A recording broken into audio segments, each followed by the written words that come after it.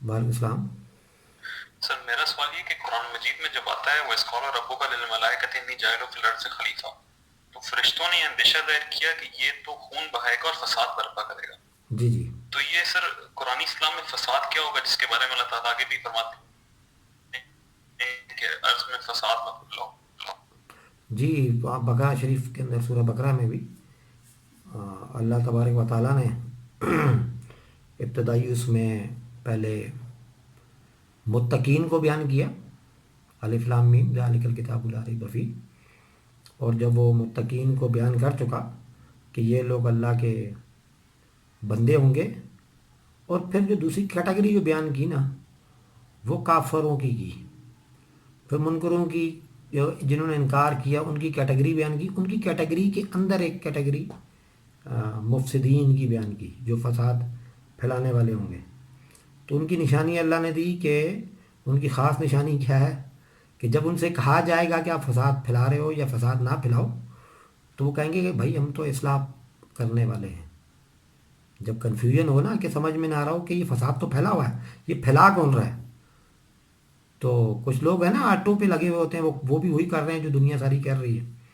لیکن ان کو موٹیویٹ کون کر رہا ہے فساد پھیلانے کے لیے؟ تو جب آپ غور کریں گے تو وہ اصلاح کے دعوے دار ہوں گے، جو کہہ رہے ہوں گے کہ جی ہم تو اصلاح کر رہے ہیں، اور ساتھ میں وہ فساد پھیلا رہے ہوں گے، اس کا مطلب ہے وہ لوگ ہیں مفسدین۔ ٹھیک ہو گیا؟ اچھا، مفسدین فساد کیا ہوا؟ فساد ہوا کہ سیٹ پروٹوکول کو ڈسٹرب کرنا۔ ظاہر ہے اس کا انڈائریکٹ تعلق بھی، میں نے جیسے خالقین کی تعریف کے درمیان میں نے کہا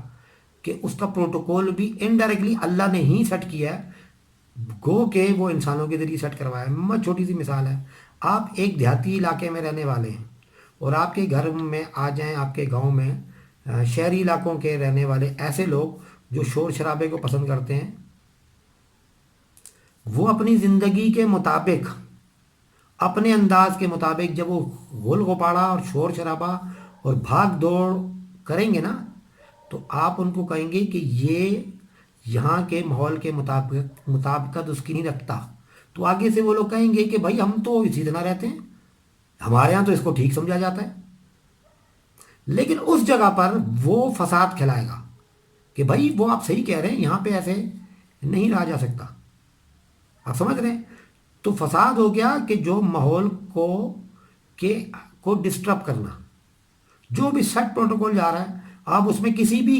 قسم کا، کسی بھی وجہ سے، کسی بھی نام کے ساتھ آپ اپنی بات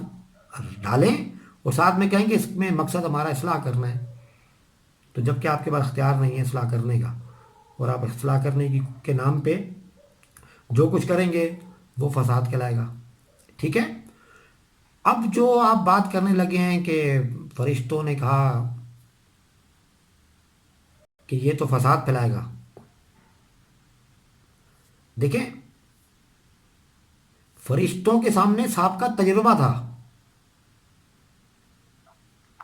ہم یہ جانتے ہیں کہ انسان واحد مخلوق تو نہیں ہے کہ جو یہاں پہ زمین پہ تخلیق ہوئی ہے اور اس نے اتنا عروج حاصل کیا ہے۔ اللہ نے اشارے دیے ہوئے ہیں کہ تم سے پہلے بھی بہت سارے لوگوں کو ہم نے آباد کیا ہے، ان کو بڑے سارے اختیارات دیے، اور جب انہوں نے فساد پھیلایا تو ہم نے ختم کر دیا، جس کی واضح مثال انہوں نے کہا کہ جن آباد تھے یہاں پہ، اور جنوں میں سے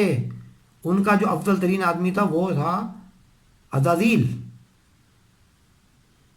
ٹھیک ہے؟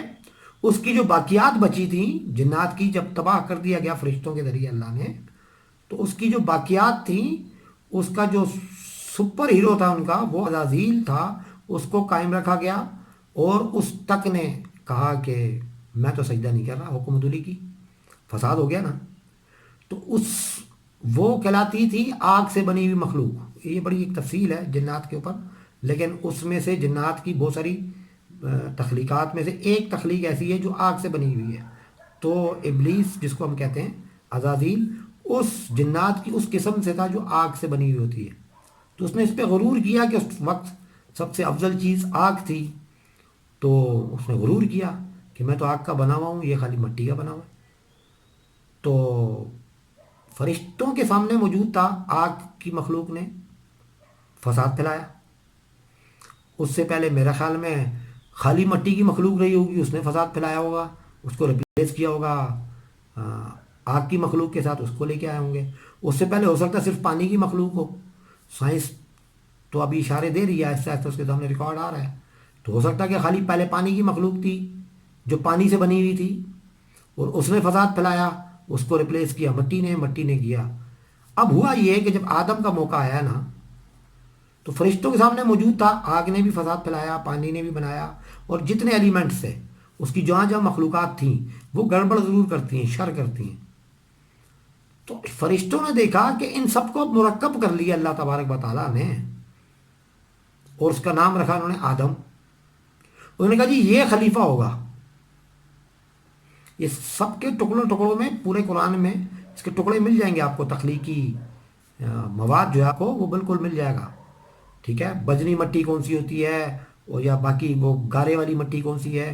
پانی گندا بدبودار پانی کا اشارہ ہے، ٹھیک ہے، دخان کا اشارہ ہے، بنیادی کاربن، ٹھیک ہے۔ تو فرشتوں نے جب یہ جملہ کہنے کی جرت کی تو وہ جاننے کے لیے کی، کوئی حجت کے لیے نہیں کی کہ جی یہ تو جب آگ کی مخلوق ابھی ہم ختم کر کے بیٹھے، انہوں نے فساد پھیلایا تھا، اس سے پہلے مٹی کی مخلوق تھی، اس نے فساد پھیلایا تھا، ہوا کی مخلوق تھی، اس نے فساد پھیلایا تھا۔ تو اس تجربے کی بنیاد پہ انہوں نے کہا کہ اب تو نے سب کچھ مکس کر دیا تو یہ تو فساد پھیلائے گا، کیونکہ فساد جمع فساد کے ایلیمنٹس آپ اکٹھے کر رہے ہیں۔ تو اللہ تبارک تعالیٰ نے یہ نہیں فرمایا کہ وہ نہیں پھیلائے گا یا ہاں وہ پھیلائے گا، انہوں نے کیا فرمایا، جو میں جانتا ہوں وہ تم نہیں جانتے۔ اور یہ جو علم ہے آدم علیہ السلام کو تخلیق کا سکھایا، جس کو علم الاسماء کہتے ہیں، علامہ آدم الاسماء کلہا، ٹھیک ہے۔ آدم کو ان تمام ایلیمنٹ کے اور تمام پیدائش کے اور تمام تخلیقات کے علوم منتقل ہو گئے، خود بخود خلیفہ ہونے کی حیثیت سے اس کی ڈیوائس کے طور پہ، چپ کے طور پہ رکھ دیے۔ اب اس کے اندر بلٹن ہے یہ صلاحیت، جو باقیوں میں فرشتوں میں بھی ہے لیکن وہ مخصوص قسم کی ہے، کچھ جنات میں بھی ہے، وہ بھی مخصوص لمٹ ہے۔ تو اس کے اندر اللہ کی ودیت کرتا خلافت کی تقریباً تمام انداز کی صلاحیتیں موجود نہیں ہیں علاوہ آدم کے۔ تو آدم کے اندر جب یہ چپ آ گئی، اس نے اس کا مظاہرہ کیا، اور وہ دیکھا اس نے فرشتوں نے کہ واقعی یہ تو یہ ویسا نہیں ہے جیسا باقی مخلوقات نظر آ رہی تھی، تو بالکل مختلف ہے۔ تو انہوں نے اس کو ہیڈ ڈاؤن کر دیا، ان کے سامنے نیل ڈاؤن ہوئے، یا ان کی آدم کی بڑائی کا اقرار کیا، اس کو سجدہ کیا، جس کو کہتے ہیں سجدہ کرنا، ٹھیک ہے۔ تو جو میں سمجھا، جب میں اس پورشن تک پہنچا، جب میں غور کر رہا تھا، تو میں ایز اے طبیب اور ہیلتھ پروفیشنل کے، ہم جانتے ہیں باڈی کے اندر مختلف ایلیمنٹس کا مختلف ریشو ہے۔ تو ہم سادے الفاظ میں بیان کرنے کے لیے ہم کہتے ہیں ہماری باڈی کے اندر تھوڑی سی آگ ہے، تھوڑی سی پانی ہے، تھوڑا سا مٹی ہے، تھوڑی سی ہوا ہے۔ اسی کے اوپر چار ایلیمنٹس کے اوپر یونانی طب کھڑی ہوئی ہے۔ اسی کی کمی بیشی سے وہ امراض کا اندازہ لگاتے ہیں، اور اسی کی کمی بیشی کو دور کرنے کو یا پورا کرنے کو وہ علاج معالجہ کہتے ہیں۔ تو باڈی کے اوپر ایز اے طبیب جب میں غور کرتا ہوں، میں یہ دیکھتا ہوں کہ باڈی کا جب پانی بڑھ جاتا ہے، خود سے اس کے جسم کی موجود مٹی یعنی خشکی اس کے جسم میں تھوڑی تھوڑی پیدا ہونا شروع ہو جاتی ہے۔ پانی کی تری کی انتہا خشکی ہے، اور خشکی جب انتہا کو پہنچ کے گڑبڑ کرنے لگتی ہے تو حرارت اس کو ریپلیس کرتی ہے، اور حرارت کا علاج ہوا ہے، ہوا کا علاج پھر پانی ہے، ٹھیک ہے۔ تو یہ اللہ میاں نے جب کہا نا کہ یہ جو میں جانتا ہوں وہ تم نہیں جانتے، یا جو میں نے اس کے پیچھے خفیہ ایک ترتیب بنا لی ہے وہ آپ کو سمجھ میں نہیں آئے گی، تو وہ جو مجھے سمجھ میں ایز اے طالب علم آدم علیہ السلام کی اولاد کے جو مجھے سمجھ میں آئی وہ یہ تھی کہ سب کا ریشو ایسا کر دیا، آٹو سسٹم لگا دیا کہ جب وہ شر کے لیول پہ جانے لگے گا آگ، تو خود بخود مٹی یا پانی اس کو ریپلیس کر دے گا، خود بخود وہ بھی بڑھنا شروع ہو جائے گا، اس کو قابو کر لے گا۔ اب وہ مٹی بڑھ کے شرارت کرنے لگے گی، شر پھیلانے لگے گی، تو اس کو وہ قابو کر لے گا، ٹھیک ہو گیا۔ اب اتنے آٹو سسٹم کے اندر مہارت حاصل کر کے کوئی بندہ گڑبڑ کرے پھر بھی فساد کرے تو وہ مفسد کہلائے گا. ٹھیک ہے. قرآن پاک نے دیکھیں اس کو بنیادی طور پہ ذہن میں رکھیے گا.